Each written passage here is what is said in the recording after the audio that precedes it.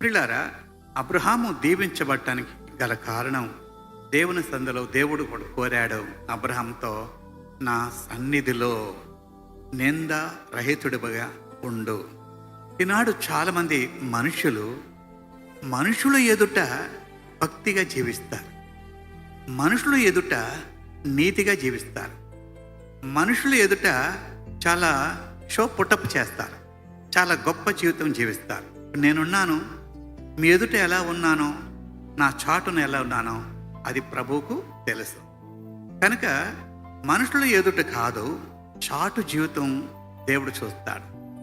అందరూ చూచినట్టు దేవుడు చూడడం. రహస్యమందున్న మీ తండ్రి అన్నాడు మత్తయి సువార్త 6వ అధ్యాయంలో. మా రహస్య జీవితాన్ని, మన బ్యాక్గ్రౌండ్ని, మన వెనక జీవితాన్ని ప్రభు చూస్తాడు, ముందు జీవితాన్ని చూడడం. ఒక సినిమా గురించి మీకు చెప్పాలంటే, తెర ముందు తెర వెనక ఉన్నట్టు. తెర ముందు యాక్టర్స్ ఉంటారు, దాని వెనక ప్రయాసపడేవాళ్ళు ఉంటారు.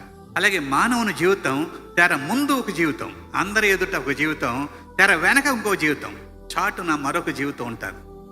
దేవుడు చూసేది వెనకదే, వెనక ఉన్నదే, ముందున్నది కాదు. అందరూ చూచినట్టు దేవుడు చూడడు. ఇది మీరు గుర్తించాలని మనం చేస్తున్నాం.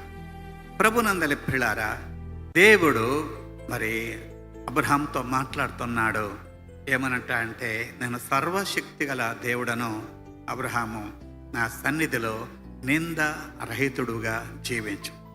మనుషుల ఎదుట నీవు పరిశుద్ధంగా జీవించటం, మంచిగా జీవించటం ఈజీ, చాలా సులువు. అందరి ఎదుట భక్తి ప్రదర్శించటం, నీతి మంతులుగా జీవించటం, భక్తి పరులుగా జీవించటం, కనపరుచుకోవటం చాలా ఈజీ. కానీ దేవుని మెప్పించటం, దేవుని సంతోషపెట్టడం, దేవుని ఎదుట మనం భక్తి కలిగి ఉండటం చాలా కష్టం. మనుషుల ఎదుట మీరు నీతి క్రియలు జరిగించుదురు కానీ, నీతి కార్యములు చేదురు కానీ, దేవుడు మీ హృదయమును ఎరుగును అన్నాడు. నీ నడత లేక నీ ప్రవర్తన, నీ క్యారెక్టర్ నా ఎదుట సరైనదిగా లేదు. కాబట్టి దేవుని ఎదుట సరైనదిగా ఉండాలి.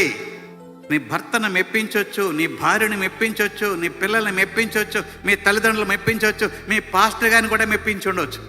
నువ్వు దేవుని మెప్పించగలవా? నమ్మకమైన నా కుమారుడా, నమ్మకమైన నా కుమార్తె అని నీ గురించి ప్రభు సాక్ష్యం ఇవ్వగలిగితే అది ఎంత మేలు.